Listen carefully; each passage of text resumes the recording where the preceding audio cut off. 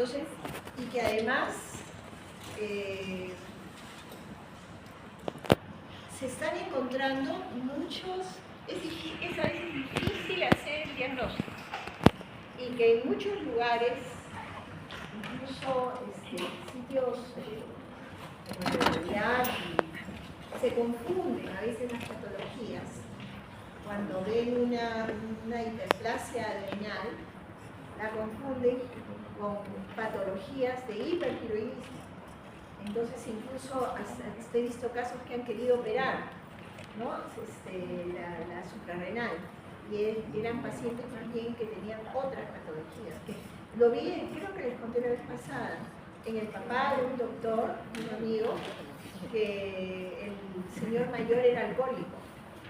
Entonces, como alcohólico que era, tenía un problema ya en el metabolismo del colesterol, en el metabolismo de las suprarrenales. Y se estaba confundiendo su caso con un caso de Cushing.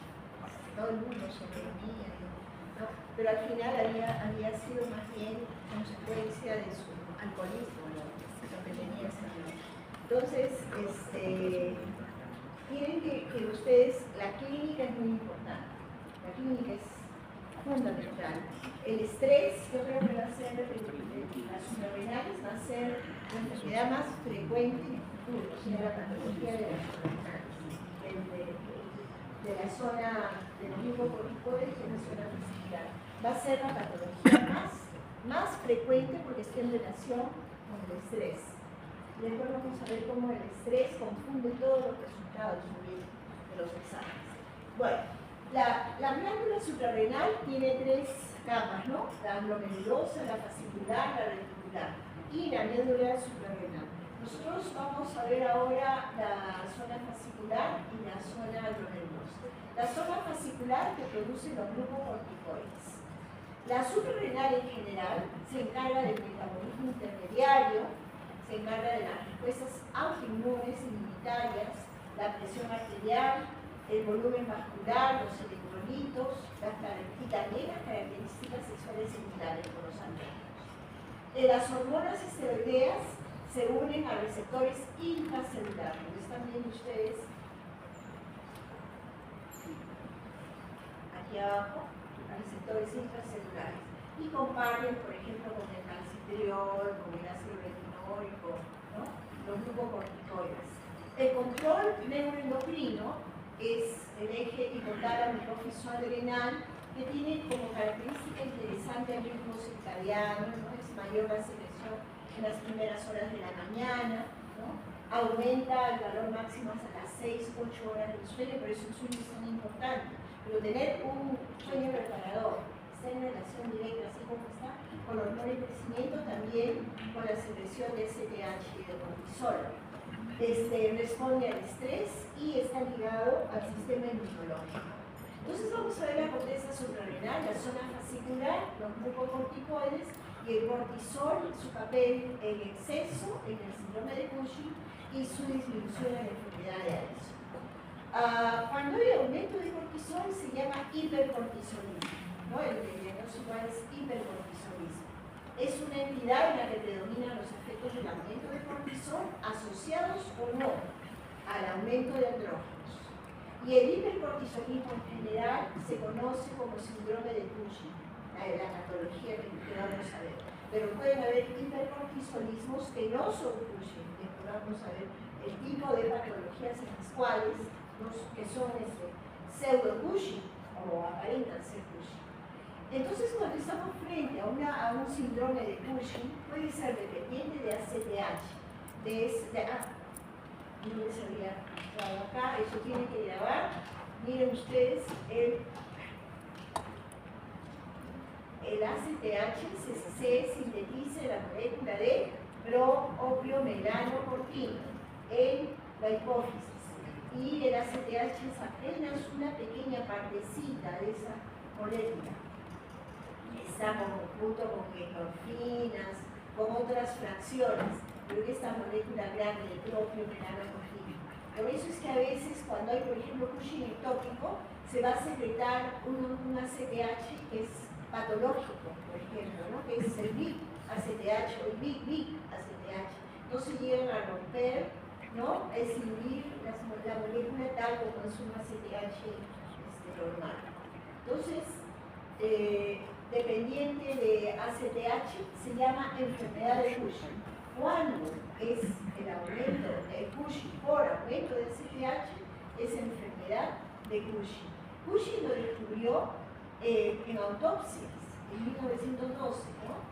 Y vio pues que era muy chiquito, pesaba en hipófisis, era pequeñito. Con mayor frecuencia se ven mujeres, cursa con una secreción tónica de ACTH. Esta ACTH va a estimular a las suprarrenales, a la zona fasciculada y la reticular de las suprarrenales. Entonces vamos a tener expresión de aumento de cortisol y también de andrógenos suprarrenales. Por eso el acné, que a veces vemos en algunos pacientes, que es más sugestivo de que esto sea de ACTH. Y aumenta la secreción de cortisol y andrógenos. Entonces la enfermedad de Cushing puede ser causada por un adenoma pituitario secretor de ACTH.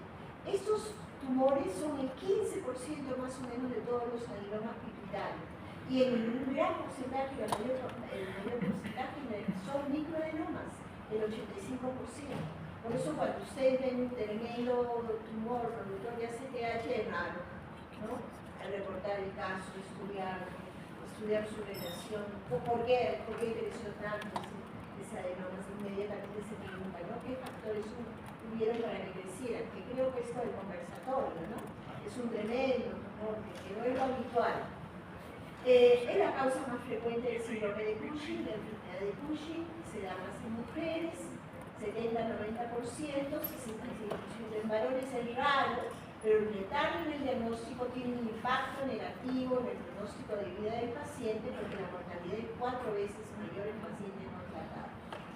Dependiente de ACTH también es el síndrome de Cushing ectópico, que es un 15-20%, se da con mayor frecuencia en hombres, 40-60 años, relacionado con tumores de pulmón, generalmente de células en cadena, de tamaño de madera, que además son capaces de producir ACTH patológicos como factor liberador de ACTH también, CRH, que pueden producir esos tumores, pueden producir otras sustancias.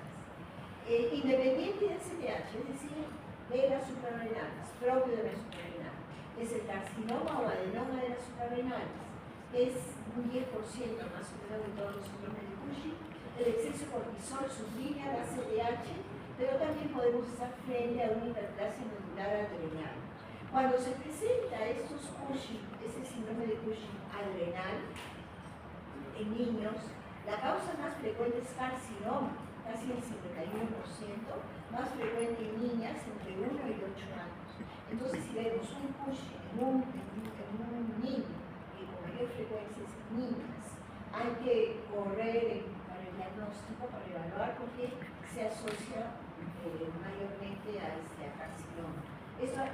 Los niños suelen crecer rápidamente, son más grandes que el resto de los otros niños, ¿no? Y tener cuadros clínicos sin patología de Cushing, pero puede ser un carcinoma. Y el iatrogénico, que es por la ingesta de corticoides o inyecciones. Por ejemplo, antes se usaba mucho para el asma, inyecciones de corticoides de dexametasona, que el paciente se lo puede provocar. O pueden ser pues, las cremas que se usan, por ejemplo, para las enfermedades dérmicas, ¿no? La betametasona, se absorbe el corticoide por la piel. Y al absorberse por la piel puede producir un síndrome de Cushing. Eso es bastante frecuente y lo podemos ver. Lo importante del hipercortisolismo es que aumenta el riesgo cardiovascular. Fácil. Está en relación con un estado trombótico, con disfunción diastólica. ¿Tu práctica con quién ha sido? ¿Y por qué se me ha dado ahorita? Sí, es que estaba aquí en el centro de continuación. Son las 10:30.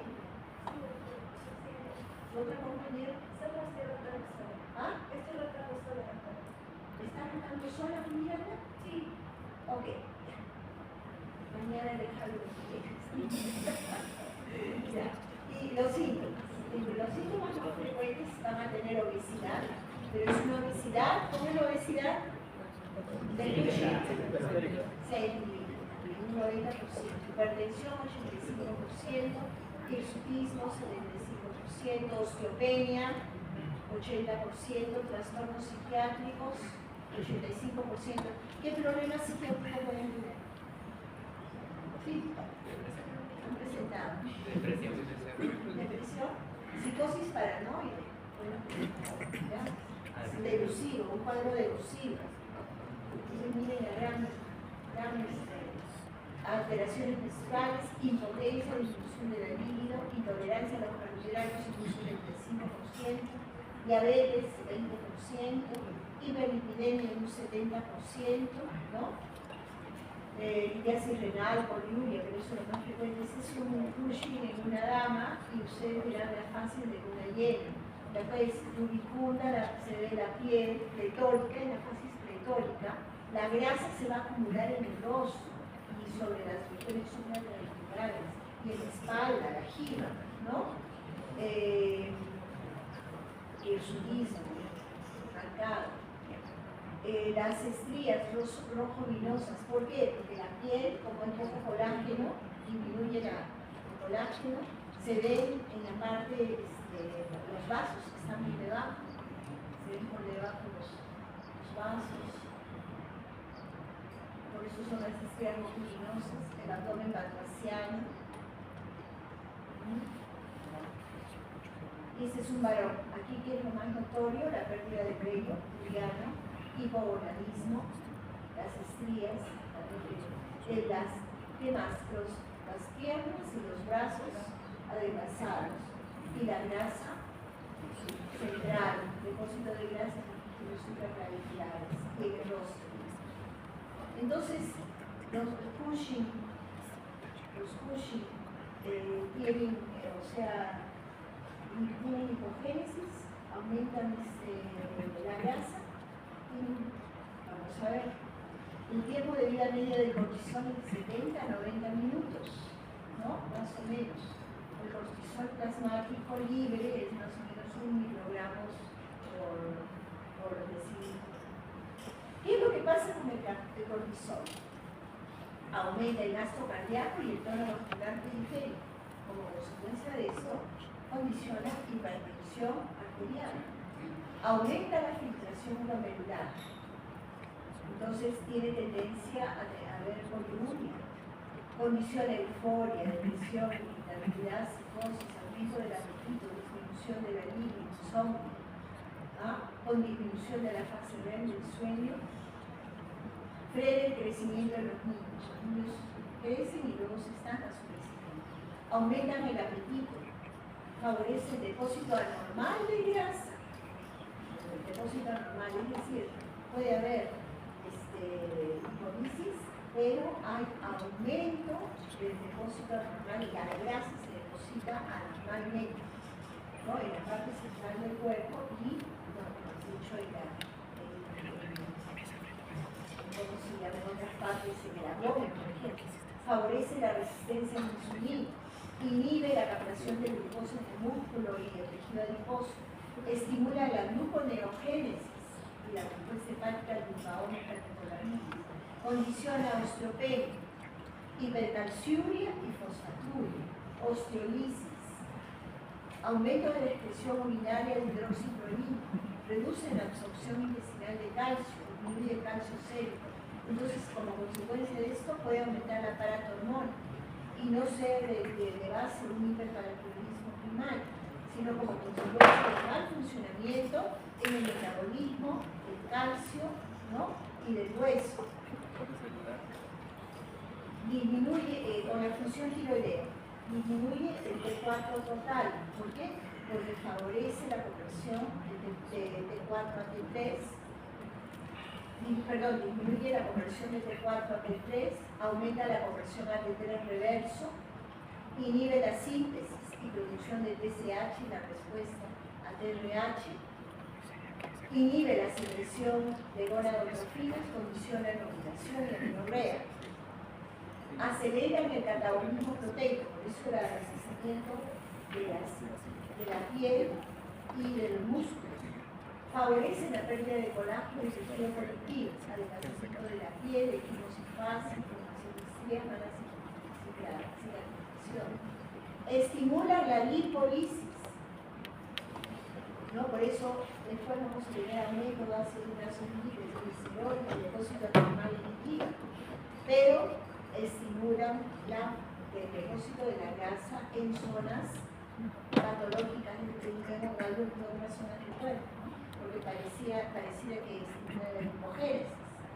No, lo que pasa es que la grasa, sí, pero la grasa aumenta como consecuencia de toda la transformación metabólica que va a tener el paciente, en donde va a haber síndrome metabólico, resistencia a la insulina. Entonces todo esto va a condicionar alteración de los núcleos. Liberación de lactato y de lactato muscular, glicerol y ácidos grasos libres. La vida fetal. La vida fetal tiene características muy peculiares, las suprarrenales. Las suprarrenales tienen una parte fetal y esta parte fetal es casi es muy grande la parte fetal. ¿Y por qué? Porque a nivel de la parte fetal se va a formar el estrógeno, que es un estrógeno importantísimo para el embarazo, para que esté luego en relación con la síntesis por ejemplo, de enzimas y del flujo vascular en el transcurso del embarazo. Entonces, esa zona fetal, luego, cuando se produce el nacimiento del neonato, esa zona fetal va a comenzar a disminuir de tamaño para que ya las suprarrenales tengan su forma definitiva. Pero en la vida fetal, la suprarrenal es casi del mismo tamaño que el riñón fetal, ¿no? En la vida adulta no, las suprarrenales son más pequeñas. Y es a expensas de esa zona fetal.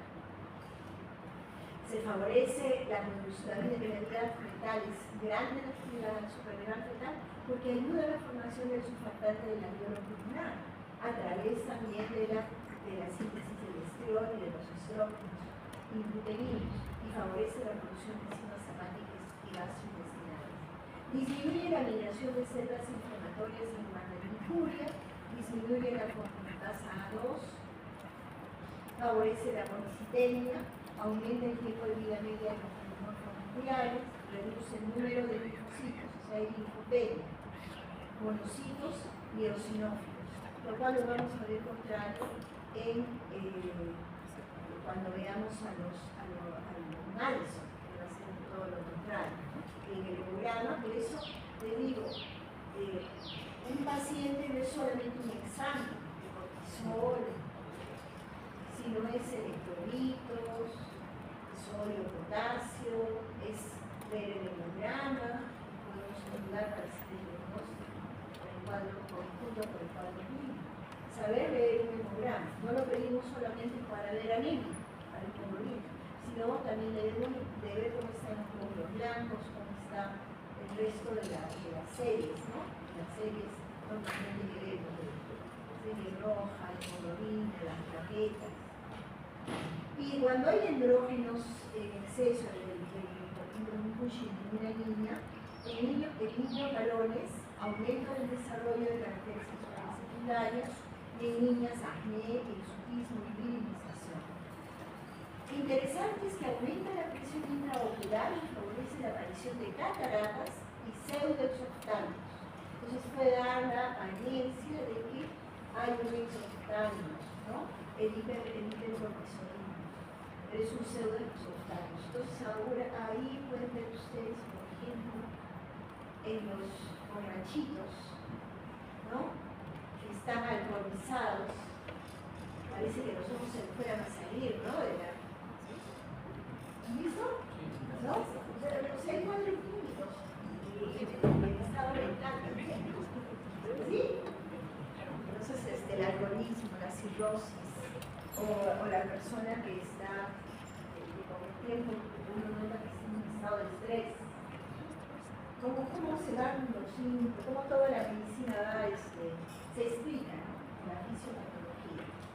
Bueno, Para el diagnóstico, primero descartar hipercortisolismo, esos son los valores de cortisol sérico, en 8 de la mañana de 3 a 20, a las 4 de la tarde es el 50% de los valores de la mañana, y en la noche de 3 pm a 2 am los valores generalmente son menores a 3 microgramos por decilitro.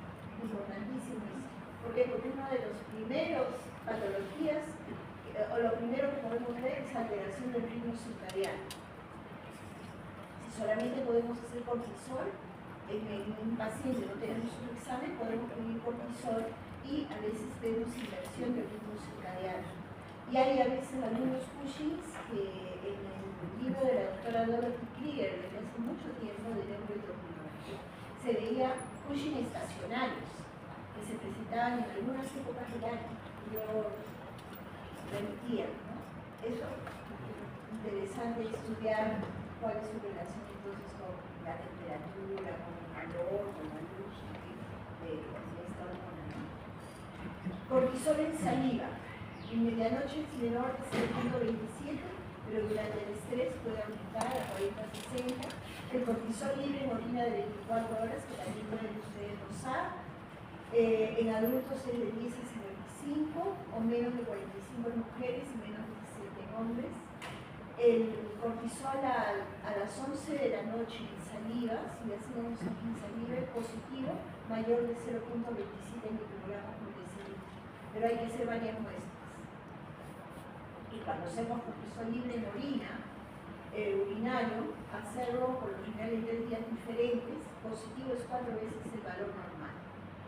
Si no podemos hacer el diagnóstico con cortisol nada más, pero nosotros vemos que hay varios signos que nos están llamando al cuadro clínico, podemos utilizar las pruebas de supresión para descartar hipercortisolismo. La supresión nocturna con dexametasona, 1 miligramo a las 11 de la noche y medir el cortisol a las 8 de la mañana del día siguiente. Menor de 2 microgramos por decilitro, hay una supresión positiva. Bueno, a veces es 2, 1.5, según el laboratorio, pero es alrededor de esos valores, ¿no? No vamos a esperar que tengan valores amplios. Siempre las hormonas tienen una curva de Gauss y dependen también del laboratorio y del control interno y externo del examen que se está realizando, ¿no? Eso tiene que aprender ustedes. Lo importante es el cuadro clínico. El examen clínico ayuda a comprobar o descartar el diagnóstico. Entonces, ahí vamos nosotros evaluando. Entonces, si es mayor de 5, es sugestivo de hipercortisolismo en el test de supresión. Mayor de 10 es sugestivo de Cushing. Y entre 5 y 10 pueden ser falsos positivos. Fíjense cómo les digo sugestivo de hipercortisolismo. Pero vamos a ver, hipercortisolismo no siempre es Cushing, ya se los he dicho. También está la prueba larga con dexametasona, 0.5 miligramos cada 6 horas por 48 horas. Medir el cortisol sérico al inicio y a las 48 horas. Debe ser menor de 2 microgramos por decilitro a las 48 horas. Falsos positivos. ¿Quiénes dan falsos positivos? Las pacientes con depresión, en los cuadros obsesivos compulsivos,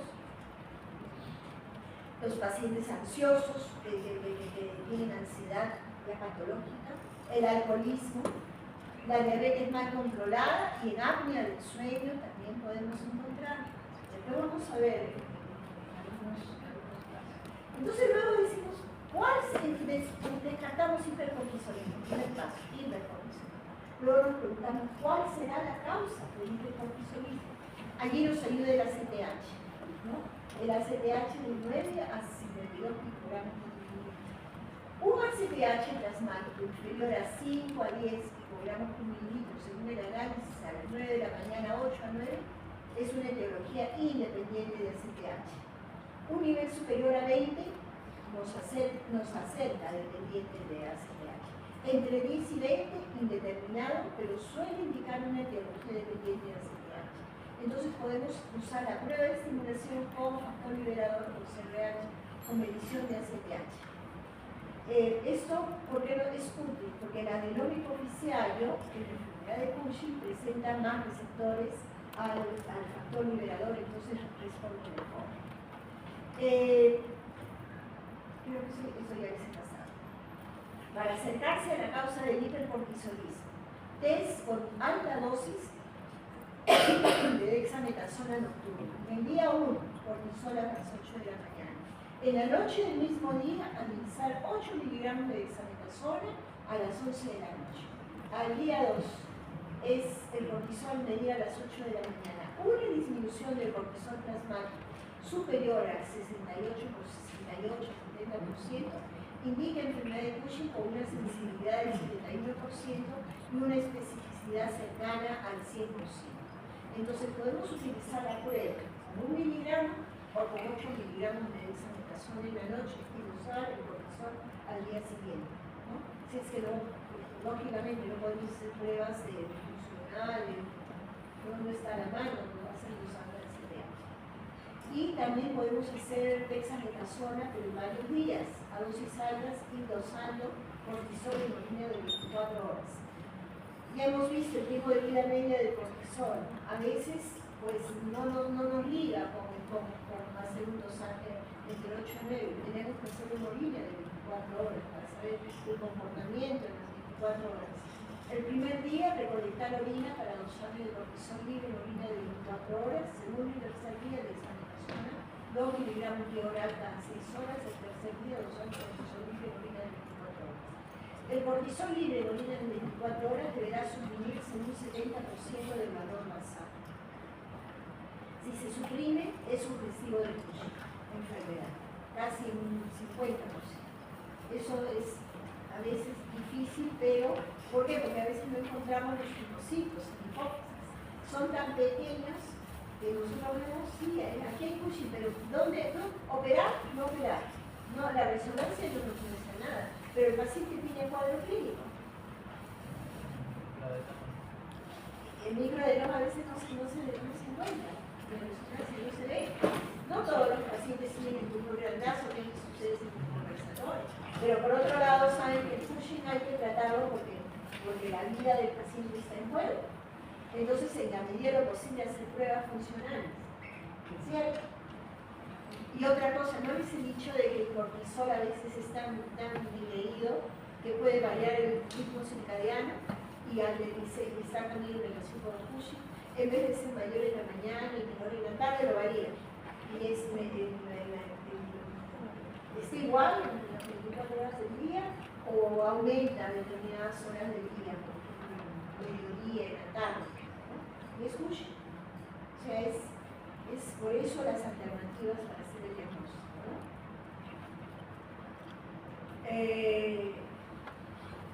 Entonces, un ACTH, aquí resumiendo, mayor de 10, lo más probable es que sea dependiente de ACTH, menor de 5, independiente de ACTH. Un test con dosis alta de dexametasona con supresión del cortisol intraurinario de 24 horas al 50%, sugestivo de enfermedad de Cushing, porque el carcinoma y el adenoma no se suprime, difícilmente no se suprime. Pero sí les puede dar a ustedes una idea si es un Cushing hipoficiario que no se observa porque es pequeño, como los estudios, ¿no?, habituales. O la prueba de supresión con dexametasona puede producir resultados falsos positivos en pacientes, incluso la de dexametasona, en pacientes con depresión, abuso de alcohol, niveles altos de estrógenos, enfermedad aguda, estrés. Fármacos como la fenitoína y la fenobarbital puede causar resultados falsos negativos en respuesta a la supresión con dexametasona. Se recomienda suspender estos fármacos al menos una semana antes de la prueba. ¿Ya? Que quede para el futuro, cuando sean internos, cuando estén rotando y se pero yo aprendí que había que suspender. ¿Por qué estás tomando? ¿Qué medicinas estás tomando? Se le puede hacer prueba otros exámenes, por supuesto, la resonancia magnética hipoficial también puede detectar adenoma hipoficial en el 50 al 70% de los casos. Un tumor mayor de 6 milímetros con pruebas bioquímicas positivas es suficiente para confirmar el diagnóstico. Pero tengan presente en cuenta que también pueden haber incidentalomas superficiales, casi un 10%, que no son necesariamente confirmados. Entonces podemos entrar con tumores pequeñitos, podemos entrar con tumores grandes, micros o macros. Si los resultados no son diagnósticos, se habla del muestreo bilateral del seno petroso inferior para ver la gradiente de producción de ACTH. Una gradiente del seno petroso derecho y izquierdo mayor de 1.4 facilita la presencia de una patología y lateraliza la lesión. Pero son frecuentes los incidentalomas alternativas, esto de la vena yugular, pero eso no es muy conveniente, ¿no? El cateterismo de senos petrosos, la verdad es que es muy valioso. Acá en el 2 de mayo necesito un radiólogo intervencionista experto para hacer esta prueba. Pero es por eso he visto más bien que han operado hipófisis yendo un poco a la ciega. Algunos casos de Cushing. ¿Por qué? Porque no se encontraba el tumorcito, pero había cuadro clínico de Cushing. Los tumores más comunes de causa, ahí es el ectópico. De causa ectópica son el tumor neuroendocrino y el cáncer de pulmón de células pequeñas. Ahí utilizamos ¿qué cosa? Tomografía computarizada y resonancia magnética nuclear. La tomografía computarizada te dice dónde está una lesión. Y luego el PET, ¿no? Que es la tomografía por emisión de positrones, que ayuda a saber qué tan activa es metabólicamente esa lesión. En un 30-50% no se puede encontrar la fuente de secreción de ACTH y estos tumores pueden expresar subtipos de receptores de somatostatina. Por eso es que podemos usar con análogos, ¿no? De somatostatina, podemos tratar estos tumores también. Entonces usamos ¿qué cosa actualmente? La tomografía o emisión de positrones, pero con estas sustancias, el dotanatapi, ¿no? El dotanol, ya la fluorodesoxiglucosa, que es la que mayormente se utiliza para la mayoría de los PETs, no suele ofrecer ninguna ventaja sobre la tomografía computarizada o la resonancia magnética nuclear. ¿Por qué? Porque es una prueba cara, es bastante cara, son varios miles de dólares que cuesta esta prueba. Entonces, por eso tenemos que usar el sentido clínico, nuevamente les aviso. Bueno, decir, no, que le hagan un PET al paciente. Y si le hacen un PET con glucosa, no es muy útil. Tiene que ser especial con determinadas sustancias. ¿Okay? Que es una prueba que se está utilizando ahora bastante como objetivo total. A veces la enfermedad de Cushing tiene un patrón molecular. Se asocia con múltiples alteraciones genéticas y se asocia con los corticotropinomas esporádicos. Puede haber una condición hereditaria en la enfermedad de Cushing. En el 3.6% de adenomas pituitarios esporádicos y en un 7% de adenomas corticotropos. Está en relación con el NEM1, con los tumores NEM1, debido a mutaciones en este gen, CDKN1B. Entonces, Cushing puede ser relación con tumores neuroendocrinos y puede ser estilo familiar. ¿No? Familiar, hay que averiguar en la familia. Bueno, las pruebas de localización, resumen todo aquí. El ACTH, en el renal, ¿cómo está?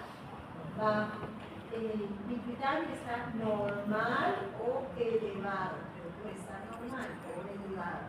Y en el ectópico puede estar normal o muy elevado. Esa es una de las características del Cushing ectópico.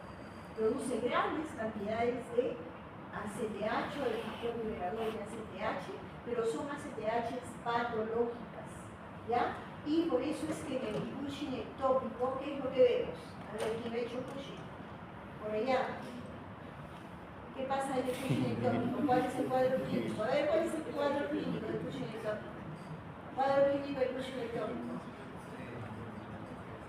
¿Ah? Para manifestaciones clínicas de Cushing ectópico que pueden ser más agresivas, pero no tienden a desarrollar esto que es la coloración de la... ¿No tiende a desarrollar?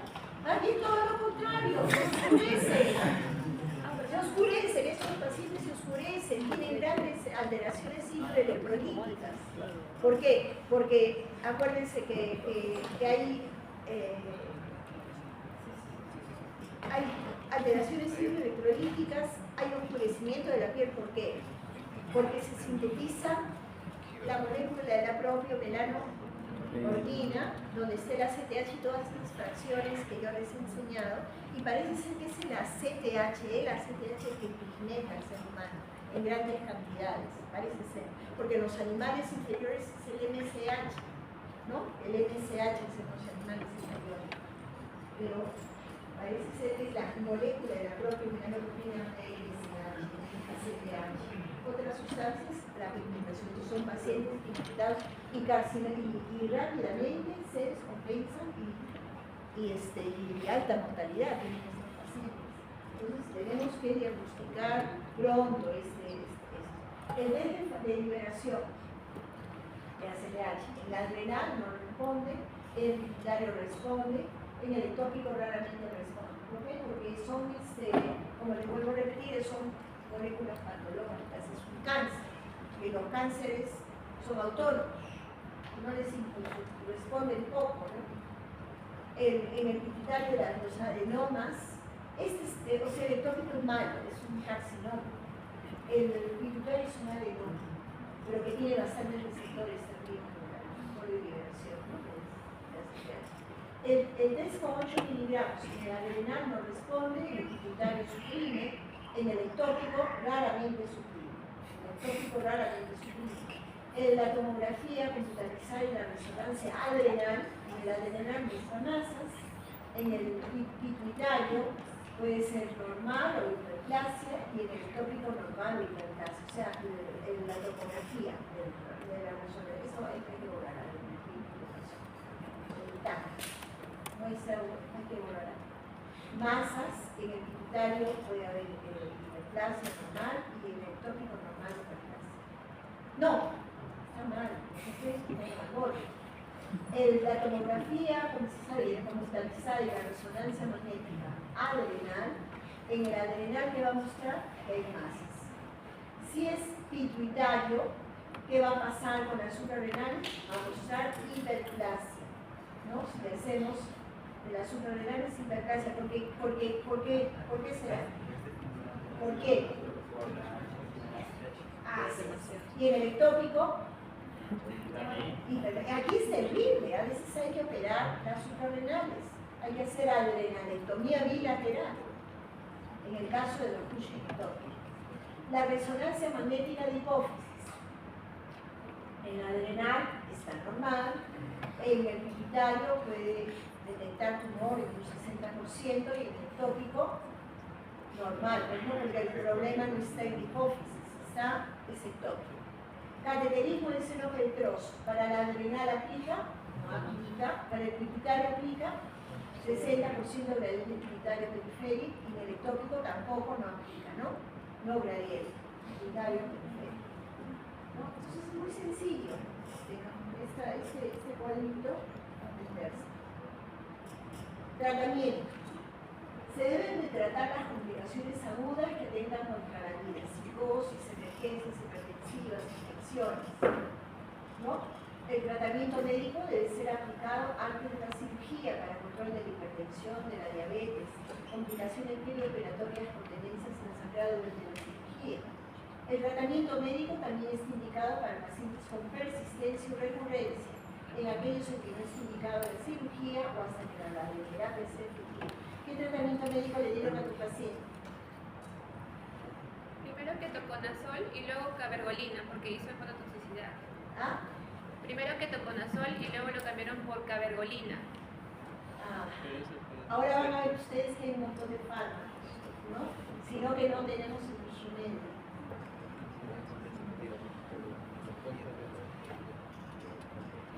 En el caso de la enfermedad de Cushing, en la microcirugía puede ser transescleral, radioterapia, inhibición farmacológica de la CTH. En el ectópico, cirugía, reemplazo de la hipocalemia, porque son pacientes que suelen tener hipocalemia. El tratamiento médico, análogo de la somatostatina, el pasirotide, que en realidad sería lo más adecuado, inhibidores de esteroidogénesis adrenal, metilapona, ketoconazol, ketomidate, antagonistas de los receptores glucocorticoides, el mifepristone, y agentes adrenolíticos ermitaños. Pero en nuestro medio tenemos pasirotide en algunos lugares, ¿no? Ketoconazol y, como ustedes ven aquí, la gabapentina. Pero la gabapentina tiene su éxito está en relación con estos receptores B2R. Cuando se estudia el tumor, ¿no? Los tumores, pedir que hagan histoquímica y, si es posible, la pieza, mandarla al estudio de análisis molecular de esa pieza para saber si los fármacos que vamos a dar son fármacos que van a ser efectivos. Este estudio de Pibonello, 3 meses de tratamiento a dosis de 1 a 3 miligramos por semana, suprimió el cortisol en 60% de los pacientes con tasas de remisión del 40%. Pero todos los pacientes tuvieron expresión de este receptor D2R. Todos los no respondedores fueron de D2R, el receptor de D2 negativos. Va a depender del receptor D2. El pasirotide es un análogo multiligando con alta afinidad por todos los receptores de somatostatina. Nombre Signifor, posee 40 veces mayor afinidad que el octreotide. Entonces es relativamente nuevo. ¿Qué cosa es lo que estoy diciendo? Entonces, ¿cuál sería el tratamiento médico? ¿Cuál sería el tratamiento médico más adecuado? Utilizar de repente pasirotide, ¿no? Si no hay pasirotide, octreotide, pero es medicamentos que en algunas partes hay o que son caros, ¿no? El ketoconazol es hepatotóxico, pronóstico post-cirugía. El principal predictor positivo es identificación del adenoma por imagen durante la cirugía o por un histoquímico. Vuelvo a repetir, a veces no se identifica, se saca. Predictores negativos incluyen invasibilidad tumoral, ausencia de tumor visible, cortisol elevado suprimido transitoriamente en el postoperatorio inmediato. Post-cirugía, 50-60% de los pacientes curan. 20 a 25% recurren a largo plazo, el paciente que vieron ustedes ayer. Y el 10 a 15% se asocia a hipopituitarismo. Cushing adrenal es quirúrgico, cuando es resecable. Tratamiento médico en casos seleccionados, cuando hay un puente preoperatorio, puede utilizarse enfermedad persistente. En tumor unilateral, adrenalopatía unilateral, y idealmente por vía laparoscópica, cuando la masa parece benigna y resecable, pero en lesiones bilaterales, en el cáncer de las suprarrenales, ¿no? El manejo se individualiza y generalmente la resección es con apertura bilateral y ya no nos incluía la laparoscopía, sino que habría que hacer una visualización de las dos suprarrenales cuando se entra a cirugía. Tener en cuenta la hiperplasia bilateral o cuadros leves como los incidentalomas, que a veces se pueden presentar, ¿no?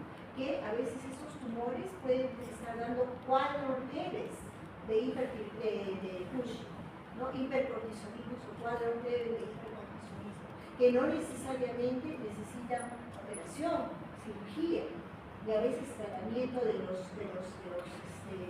tan agresivos como por ejemplo como el glutáneo o los otros fármacos, ¿no? Entonces individualizar seguridad, utilidades atribuibles a cortisol, a realidad, riesgo quirúrgico y probabilidad de beneficios clínicos. Los adrenostáticos, la metopirona inhibe la oxidroxilasa, la aminoglutamina, la desmolasa, mitotane, el ketoconazol inhibe la síntesis de colesterol. ¿No? Las diferentes síntesis las diferentes enzimas en la síntesis del cortisol. Inhibidores de la esteroidogénesis son el ketoconazol, metopirona, el orostat, el minotan. Y en situaciones clínicas hospitalarias hay etomidato endovenoso. En algunas UCIs hay etomidato. Cuando la cirugía no es posible, cuando hay un problema en la cirugía, cuando la cirugía tiene que diferirse, cuando el hipercortisolismo es severo, cuando la enfermedad persiste tras cirugía o existe carcinoma adrenal avanzado. ¿No? Puede utilizarse este fármaco. El ketoconazol requiere vigilancia hepática, interacciones medicamentosas. La metopirona tiene acción relativamente rápida, pero puede causar hipocalemia, hipertensión, aumento de dolor. El osilodrostat inhibe la oxidilinosidasa, es potente, pero necesita multiplicadores estrecho por riesgo de insuficiencia renal y hipocalemia. El minotan, que se usa en el carcinoma adrenocortical, tiene un inicio lento, toxicidad, mucha toxicidad. Y el etomidato endovenoso, que se usa cuando hay hipercortisolismo grave. Siempre cuidados perioperatorios. ¿Cuál es el principal cuidado perioperatorio? ¿Cuál es el principal cuidado? Ahí está, pues estaba llorando, leo. Pues, pueden aparecer insuficiencia adrenal transitoria o prolongada. Entonces la insuficiencia adrenal. Estamos quitando lo que está causando el hipercortisolismo. El paciente puede hacer una crisis, ¿no? Una crisis adrenal, insuficiencia adrenal. Pronóstico, en el no tratado, fatal, no más de 5 años de sobrevida. En la enfermedad de Cushing depende del tamaño del tumor. En los tumores, el adenoma es excelente el pronóstico, en el carcinoma es pobre, no mayor de 4 años, de vida y sobrevida, y el ectópico es pobre y es menor que los carcinomas ectópicos. Pseudo-Cushing, es lo que les decía. Ahora ha aparecido este tema de pseudo-Cushing. Es un estado de exceso de cortisol, por lo general el CDH dependiente, producido por activación funcional del hipotálamo hipófisis suprarrenal, sin una fuente tumoral primaria potencial ectópica o suprarrenal. Miren, el pseudo-Cushing, que se puede dar en situaciones de estrés, ¿no? Y ahora el pseudo-Cushing se le llama hipercortisolismo no neoplásico. ¿Qué es lo que tiene este cuadro? Señal glucocorticoidea aumentada suficiente para alterar el metabolismo, sistema cardiovascular, hueso, músculo, piel y sistema nervioso central. Entonces, personas que están sometidas al estrés, por eso yo digo que el futuro está avanzando la enfermedad de dolor. Miren, o sea, el cortisol, esto es del 2023, esta referencia. Leer la brújula, ¿no? Dice reconocimiento del hipercortisolismo no neoplásico en la evaluación de pacientes con síndrome de Cushing, o sea, con hipercortisolismo Condiciones comunes están asociadas, pueden activar el funcionamiento del eje hipotálamo adrenal. Obesidad visceral, hipertensión arterial, diabetes, síndrome metabólico, trastornos anímicos, alcoholismo, trastornos neuropsiquiátricos, pues eso está relacionado con los cuadros que tienen hipercortisolismo, no sé, enfermedad renal crónica avanzada, apnea obstructiva del sueño, embarazo también, resistencia a los glucocorticoides. Esto no estaba el año pasado. Así que quien estudia de las copias, miren, hay un aumento de generación local de cortisol activo en los tejidos y aumenta la señal glucocorticoidea tisular. Hay alteración de las enzimas. 11-beta-hidroxisteroide hidrogenasa. ¿No? En este síndrome no neoplásico hay activación sostenida del eje hipotálamo hipófisis suprarrenal, amplificación periférica del tono glucocorticoideo y ambos mecanismos actúan juntos para producir el fenómeno clínico metabólico. Entonces, el cortisol tiene respuesta al estrés y se interacciona, el estrés y el sistema inmunológico además están en íntima relación. ¿no? Las interleuquinas 1 estimulan a la CTH y el cortisol bloquea la síntesis de interleuquina 2. Entonces, todos los problemas que pueden interferir, físico, psicológico, ansiedad, depresión endógena, fase maníaco de la psicosis, maníaco depresiva, hipoglucemia, cirugía, infecciones, enfermedad hepática, alcoholismo, insuficiencia renal crónica. Bueno, aquí tenemos las patologías del alcohol, cada uno tiene su fisiopatología del alcohol, los trastornos neuropsiquiátricos, la obesidad visceral, la diabetes tipo 2, insulina resistencia, enfermedad renal crónica, la disfunción del sueño, la resistencia a los glucocorticoides. Un acercamiento a los pacientes con estado seguro de Cushing, aquí les voy a dar esta referencia, el estado es apasionante, o sea, ustedes están poniendo a la vanguardia del conocimiento para las comunidades públicas, ¿no? Y ahora hasta hay exámenes para diferenciar, ¿no? Con la desmorfesina. Ustedes saben que la desmorfesina también estimula a la CTH. ¿Se acuerdan? ¿O no se acuerdan de la clase? Ya les mandé la clase, ¿no? Estimula también la CTH, la desmorfesina.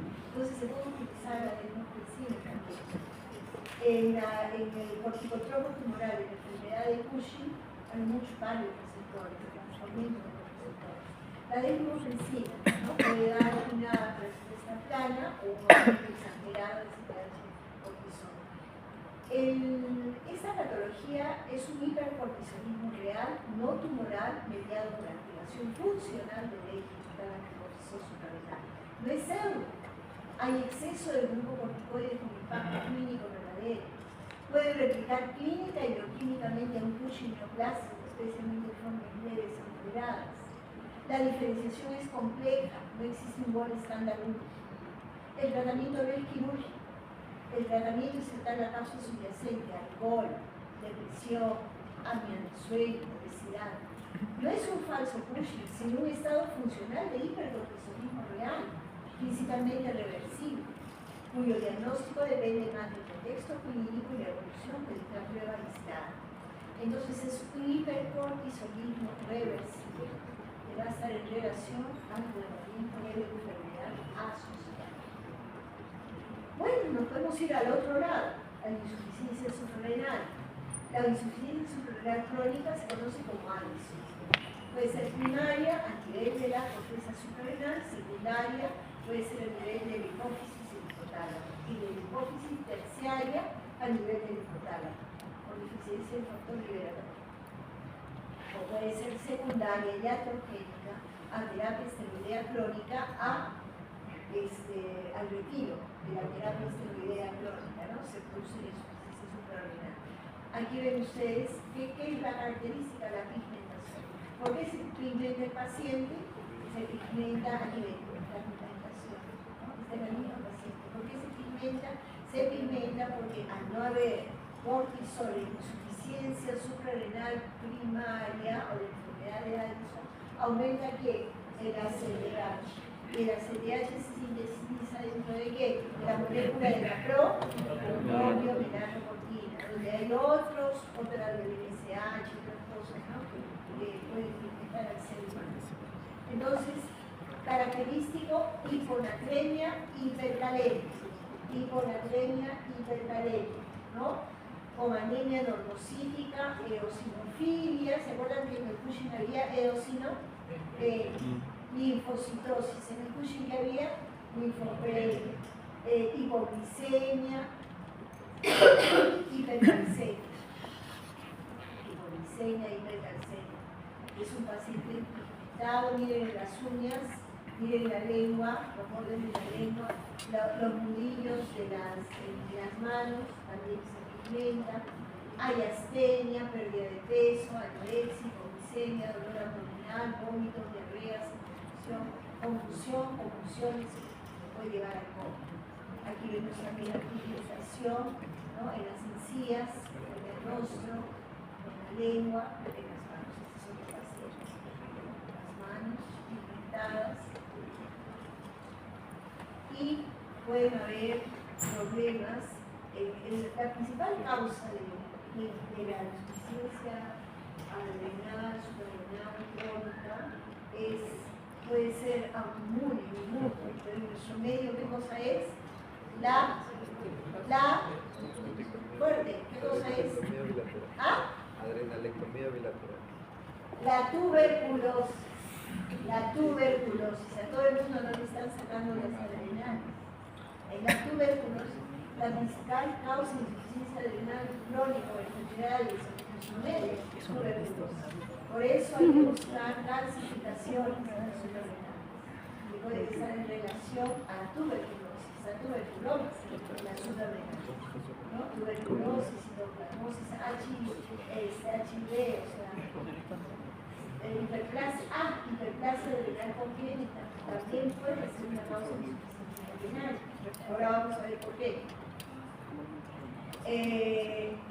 ¿Cómo se diagnostica? Por niveles bajos de cortisol, menor de 5 microgramos en la mañana, hay sospecha.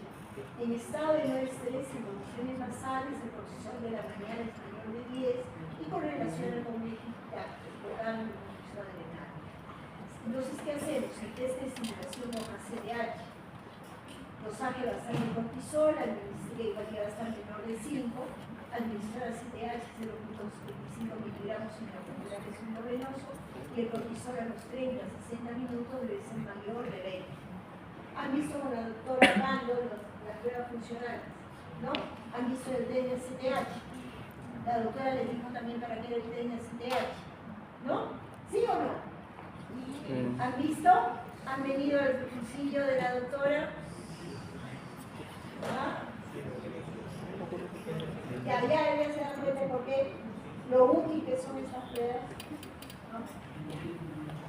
Podemos tener, cuando hay una insuficiencia suprarrenal crónica, podemos tener una crisis aguda de insuficiencia suprarrenal. ¿Ya? Es un colapso cardiovascular agudo, subagudo, con cefalea, dolor abdominal, vómito, diarrea, hiperpiresia, astenia, renal. Disminución de volumen puede ser un saldo de disminución de volumen circulante, déficit de sodio, hiposmolaridad plasmática, hipercalemia, hiponatremia, uremia, hipoglicemia, acidosis. Es una falla aguda, real o relativa de las glándulas suprarrenales en la secreción de glucocorticoides, en general o corticoides, frente a una condición de estrés. Causas. Puede estar asociada a una hemorragia lateral con sepsis o sin sepsis, o con un shock, ¿no? Un estado de shock que produce infarto de las adrenales, ¿no? Infarto de unas adrenales además que tienen un problema crónico, con enfermedad preexistente, el enfermo anisoniano no tratado por interrupción del tratamiento o por estrés intenso, con enfermedad persistente. Por ejemplo, un anisoniano que se va, ya lo hemos visto también, o un paciente con, habíamos visto de la CDH, ¿no? Que debe de ir con su plaquita. Pero un paciente, por ejemplo, anisoniano que sube a altura o que tiene un cuadro de estrés agudo y no está bien controlado, puede hacer este cuadro de insuficiencia suprarrenal aguda. Y si no ha tenido suprarrenal anterior, lesión, es por destrucción brusca de las suprarrenales, por hemorragia, trauma, tratamiento anticoagulante, coagulación intravascular diseminada o infección. Eso se llama síndrome de Waterhauser-Friedrich, cuando aparece en el curso de una sepsis grave, acompañada de lesiones purpúricas.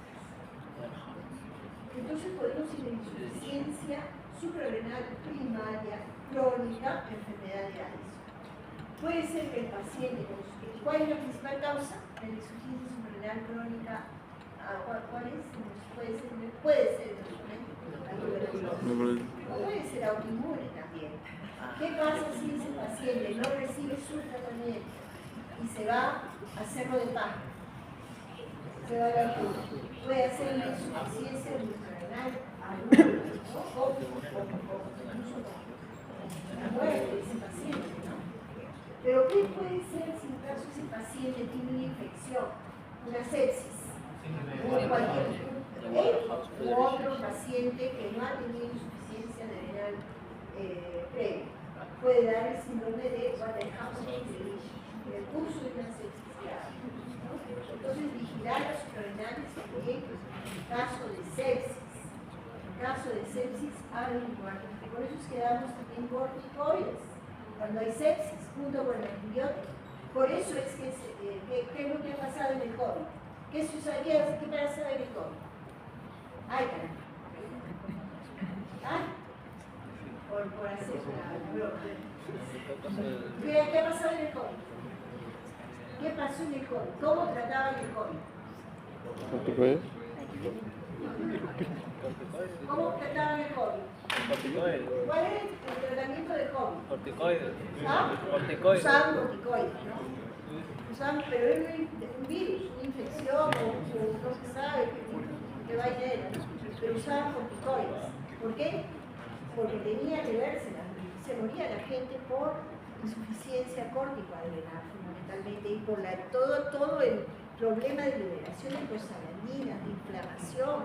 Entonces el corticoide ayudaba para todos esos problemas y para evitar, para frenar también la inflamación del paciente, ¿no?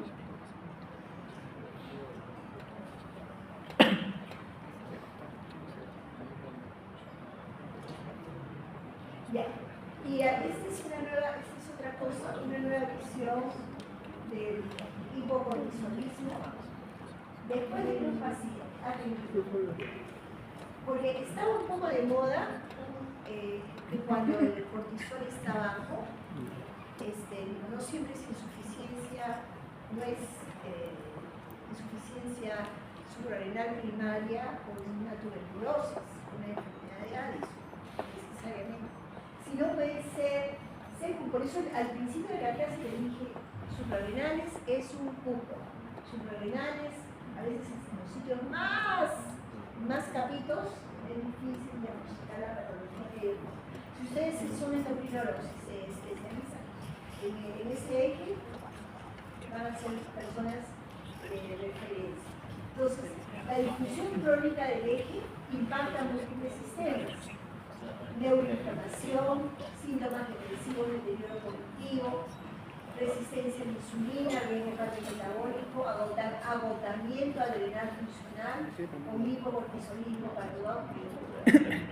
puede asociarse a hipertensión, disfunción endotelial, riesgo aterotrombótico, inflamación crónica y cortisol irregular, hipersensibilidad visceral, de repente colon irritable, alteración de la barrera intestinal, inmunidad, retraso en cicatrización, inflamación cutánea, mialgias crónicas, atrofia muscular asociadas a inflamación, inflamación y autoinmunidad. Entonces, frente a personas que han estado, no sé si a personas que han estado en un estado de estrés crónico que puede dar de hipercortisolismo, puede ser que luego se produzca un agotamiento suprarrenal, muy parecido a una insuficiencia suprarrenal, a un Addison.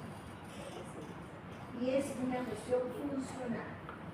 O sea, también puede ser una cuestión funcional, que se va a aliviar. Ahora incluso están hablando de dar tratamiento automolecular, justamente para estas patologías. Por eso que se está poniendo de moda, ¿no? El tratamiento con hierbas, con ginseng, con otras cosas. Porque hay mucho de funcional en estas patologías, que se alivia con disminución del estrés y bueno, otros factores, pero ya puede ser que cuando es crónicamente ya ese eje como que no reacciona como debe reaccionar y nos va a incluir patologías. Bueno, una causa de insuficiencia adrenal primaria puede ser la hiperplasia suprarrenal congénita, que es defectos en la síntesis de esteroides suprarrenales, que usa con disminución de síntesis de cortisol, por lo tanto aumento de ACTH y aumento de formación de andrógenos suprarrenales, porque se van a las vías, se van a la formación de andrógenos, las suprarrenales. Se desvían de la formación de cortisol y se van a la formación de andrógenos. Son trastornos autosómicos recesivos que afectan la síntesis de cortisol y y están implicadas varias enzimas, pero la forma más común es la deficiencia de 21-hidroxilasa. Esto da como consecuencia la disminución de cortisol e insuficiencia suprarrenal, aumento de la dihidroetilandrosterona y androstenediona, y la masculinización en mujeres y desarrollo precoz de los varones, ¿no? Es hereditario, autosómico recesivo, inicio temprano, efecto de la 21-hidroxilasa. Esta es una mujercita, una bebita nacida, ¿no? Con hiperplasia renal congénita. Es una patología perdedora de sal, que se puede morir por eso la bebé. Se está pigmentada, oscurita, porque tiene poco cortisol y quien está actuando el ACTH estimulando el proceso de pigmenta. Y aquí ven ustedes todas las enzimas que están involucradas. La 21-hidroxilasa, la oxibeta-hidroxilasa, la alfa-hidroxilasa, las 3-beta-hidroxisteroide hidrogenasa y la STAR. La forma clínica del nacimiento de estos bebés es genitales ambiguos. Entonces los neonatólogos ven a estos bebés. Por eso es que un bebé tiene que ser atendido por un médico. No, aquí no es que la obstetricia es la que va a ver al vecino nacido, claro, no es médico, pero el médico, el neonatólogo siempre tiene que estar presente en ese bebé. Hasta en los lugares más perdidos, ¿no? Debería haber un médico que prepara. Y la obstetricia en todo caso, pues saber, pero las obstetricias no saben que no tienen un poco conocimiento. La medicina es así, la medicina es global. Entonces estos bebés tienen hiperpigmentación, genitales ambiguos, vómitos, hiporesia, pérdida de peso y condición.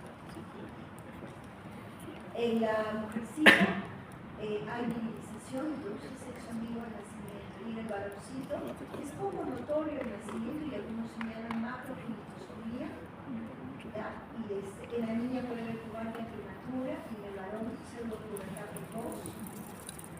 La velocidad de crecimiento suele estar incrementada en ambos sexos, así como la edad ósea. La edad ósea, les hacemos una edad ósea a niñitas que crecen muy rápido.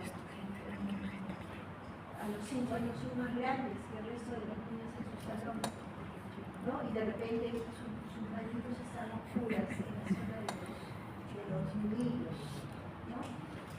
Hacerles una edad ósea, porque esas niñas crecen y luego se detienen el crecimiento, porque rápidamente pueden tener pubertad prematura, ¿no?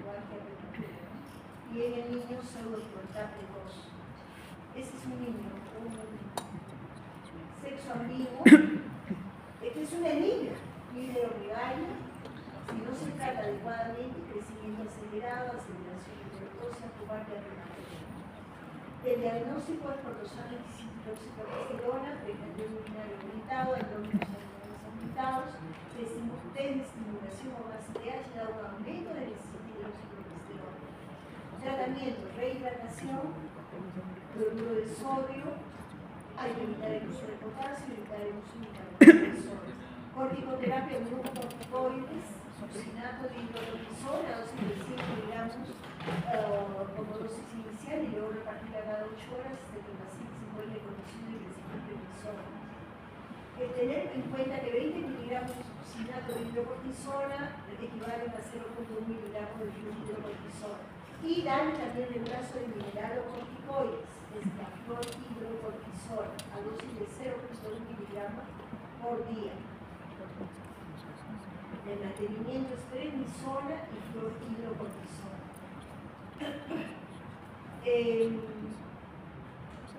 Bueno, hay que tener cuidado, ¿no? Cuando también podemos estar utilizando corticoides. Voy a volver a mi madre de resistencia. Corticoides por algún problema, muchas cosas del paciente se retira. Ahí algunos son doble cara.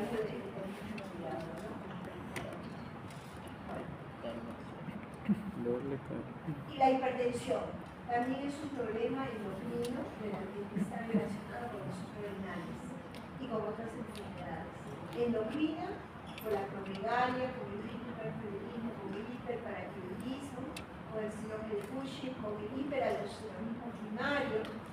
con hiperplasia adrenal congénita también, cuando hay defecto 17 alfa, beta-hidroxilasa, con el feoplomocitoma, con hormonas exógenas, sugestión, glucocorticoides, mineralocorticoides y patogénicos, y en el síndrome carcinógeno. Podemos encontrar la tensión arterial, pero hay causas endocrinas de la tensión arterial. ¿Y por qué vemos que hay causas endocrinas de la tensión arterial? Porque podemos estar frente a un hiperaldosteronismo, ¿no? El hiperaldosteronismo es frecuente en el sexo femenino, aparece entre 30 y 50 años, su prevalencia se encuentra en el 1% de los hipertensos estudiados al azar, pero prácticamente el diagnóstico es el hiperaldosteronismo primario cursa con hipertensión arterial, sin edemas y alcalosis metabólica hipopotasemia. Alcalosis metabólica hipopotasemia. Hipopotasemia persistente sin edema en pacientes que tienen sodio normal y que no están tratados con diuréticos perdedores de potasio.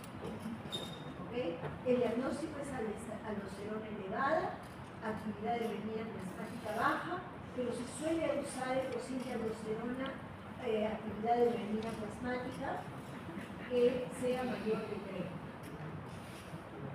Clínica es hiperpotasuria, mayor de 30 equivalente por litro, alcalosis metabólica, ocasionalmente hipermadremia, hipomonosemia, alteraciones estructurales en la circulación cerebral, vasos retinianos, renales, hay proteinuria en el 50%, intolerancia a los carbohidratos en el 50%.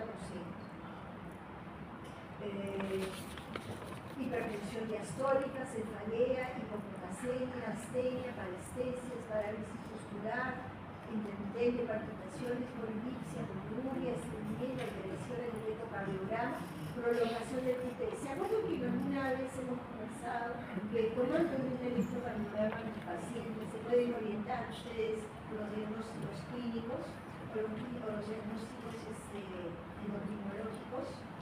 Solo con el electrocardiograma, sabiendo hacer bien las mediciones, ¿no? El QT, la onda T, la onda U, el descenso del CT, puede haber, y le podemos dar hospitales al paciente para mejorar, o algún fármaco para mejorar la función cardíaca, alguna vez riesgo de intoxicación. Diagnóstico. Tomografía axial computarizada, resonancia magnética, el tratamiento, espironolactona, 100 miligramos por día, o cirugía si estamos viendo que hay nosotros llamamos un carcinoma, ¿no? Porque tiene este cuadro clínico muy intenso, o el cociente aldosterona, actividad de veneno plasmática es muy alto, podemos operar. Podemos estar frente a un aumento de aldosterona. El aumento de aldosterona se puede dar por dos motivos: un tumor, productor de aldosterona, aumenta el sodio, aumenta el volumen plasmático, disminuye la anemia. Entonces podemos tener y eso puede ser un adenoma de suprarrenales, productor de aldosterona. Pero puede ser que estemos frente a una disminución de volumen. Esto lleva a un aumento de renina, aumento de aldosterona, aumento de sodio para poder compensar la disminución de volumen. Entonces, por eso tenemos que tener en cuenta uno de los aspectos más importantes de la actividad de renina plasmática. Eso sí, a través del laboratorio podemos tener los ángeles de actividad de renina plasmática. Acuérdense, la actividad de renina plasmática está en relación con el hiperaldosteronismo primario, ¿no? Actividad de renina plasmática, aldosterona elevada. Cociente aldosterona seria, la actividad de renina plasmática. Ese cociente está incrementado. Y por último, los feocromocitomas que son tumores de de la médula suprarrenal, producen catecolaminas, ¿ya? Son derivados de la médula adrenal, de las células afines, se encuentran a veces en los pacientes hipertensos, generalmente son unilaterales, menos frecuentemente bilaterales, a veces son extraadrenales. ¿Dónde pueden estar? En la vejiga, y entonces relacionadas con la adicción, los pacientes de recarga de catecolamina pueden haber entonces en la vejiga. La mayoría pesan menos de 100 gramos y tienen menos de 10 centímetros de diámetro. Producen catecolaminas, adrenalina, opioides, proteína, peptidoglicos, a la paratormona, noradrenalina. El 50% tiene intolerancia a los carbohidratos, eritrocitosis, puede producir eritropoyetina, hipercalcemia, hipercalcemia por urea, lituria, hematímia. Los glucositomas, entonces hay que usar ácido vanilmandélico, fenanefrinas, catecolaminas unitarias y hacer un escándalo con esta sustancia. MI, beta, para sus trabalenguas. Beta, yodo, bencil, guanina. Lo más importante del fluorocromocitoma a tener en cuenta es el manejo operatorio del fluorocromocitoma. Tiene que ser hecho por un cirujano experto. Tiene que estar en sala de operaciones, un cirujano, un anestesiólogo experto, un endocrinólogo, ¿no? Porque además tiene que tener un manejo preoperatorio con fenoxibenzamina, para el bloqueo alfa-adrenérgico, de tener a la mano fentolamina intravenosa, tener nitrogluciato. ¿Por qué? Porque se dispara, puede dispararse la presión arterial y el paciente se nos muere de un infarto mientras se le está operando. Y beta-adrenérgico solo si se están usando los bloqueadores de alfa-adrenérgico, ¿no? Bueno, estas son las equivalencias de los corticoides y por ahora terminamos.